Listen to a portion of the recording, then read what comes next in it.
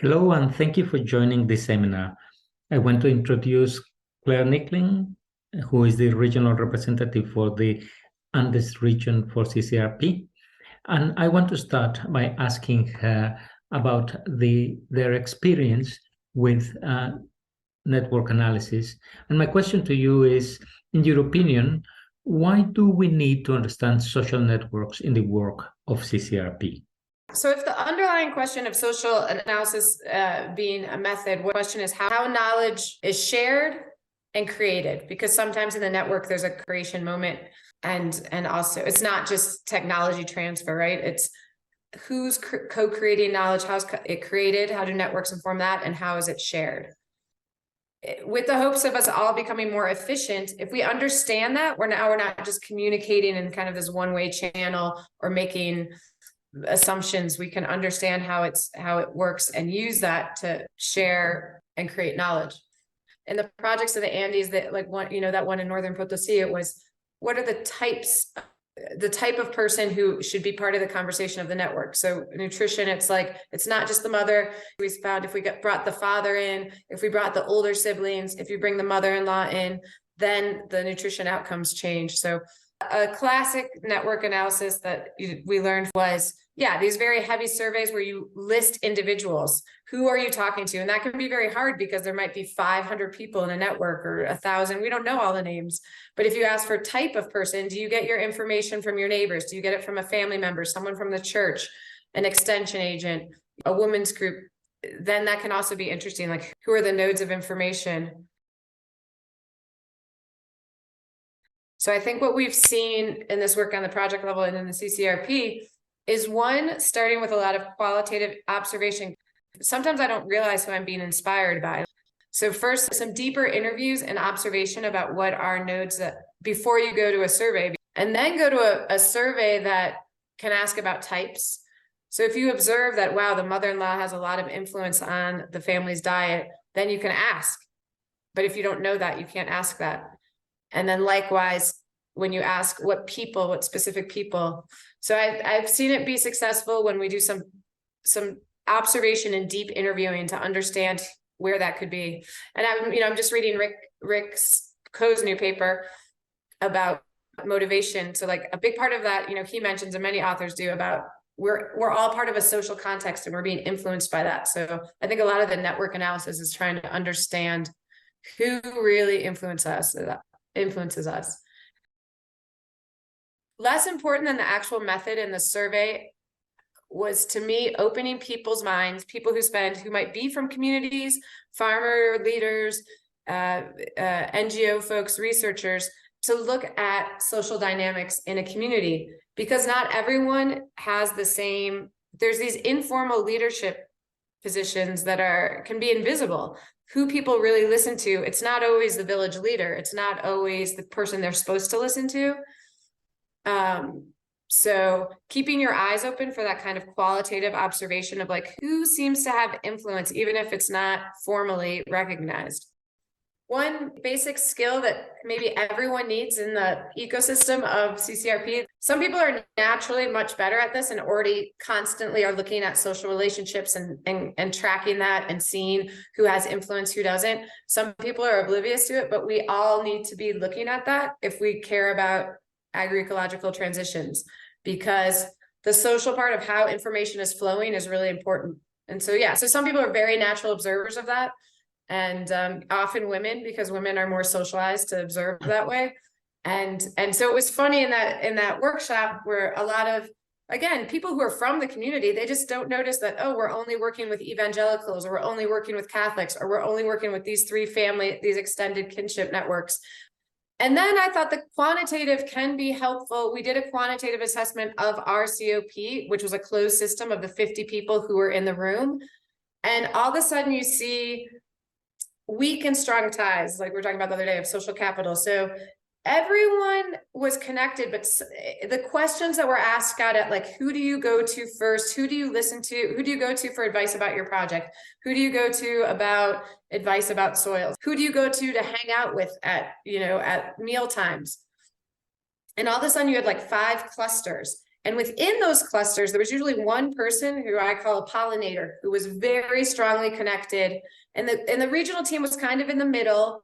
It wasn't part of a cluster. Everyone was connected to the regional team because it's our job to be connected to everyone. But then you saw that there was like maybe 5 or 6 other people, because of their personality or because of the way they interact, who were highly connected not only to their group, they're bridgers. They also go to other groups. Your qualitative observations are nice, but they can be very biased. You don't see everything. So like, if I don't get along with you, Carlos, you might be a great bridger, but I don't have a lot of contact with you, so I don't see that. So we're limited by, so I think both, mixed methods are always nice. So when you do a survey like that, people who you never thought were bridgers turn out to be bridgers. How can you use that information? You can, instead of always having webinars inviting everyone, you can really try to more specifically get information or try to have deeper conversations with these bridgers, knowing that they're getting out more. And in a way, you could say some of the support people that we've picked over the years to like have a broader mandate in the COP are people who are naturally bridgers. Trying to find those bridgers and work, and in communities too, they always say in these projects like the opportunities who have lead farmers, it's not the best farmers, it's the farmers who other farmers trust, who have those soft skills. So really noticing that skill of people who, for whatever reason, other people tend to listen to. So it can be both, because sometimes the quantitative or the more systematic methods flush out people that we sometimes have a systematic bias of not seeing, and or help us question some of our observational.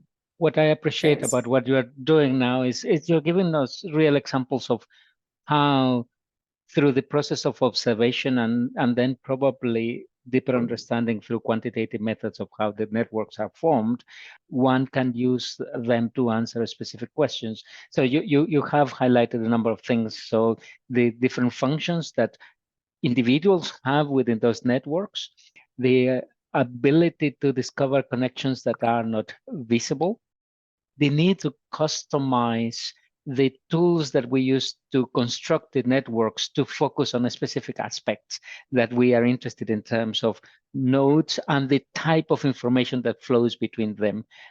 But you need some points over time, and that brings me to, in Romis, they did a network component to Romis that you could choose to add that wasn't with names. It wasn't like, do you know Carlos Barahona? But it was, where are you getting your information? Who are you selling your crops to? Who, different things that you would use a network for. Where do you get information from? Where do you get money from? And things like kinship, church, extension workers, and trying to get a sense of neighbors, community, of this bridging and bonding kind of network. Basically, the outcome is not a network that with proper names, but is a network where the functioning of the systems is described through node types and linkages of different characteristics. Exactly. It's really helpful too for consumers of agroecology. We've seen some mapping by type of consumer, and then doing a communication campaign that gets to those node type. And another way, I guess, you could we've been working with TikTok or social media influencers, and then you look at all of their numbers. I mean, this is getting more into like just communication, maybe less network, but you see their numbers of people they reach, and then people who tweet, pass on their message. And that's also kind of a network too, right? And how, so you can see these nodes of people who are influencers and who they're influencing and who gets. So maybe that's probably more realistic for a lot of CCRP projects than a name. I mean, there is a name of the influencer, but like exactly who they get to, but like understanding their networks.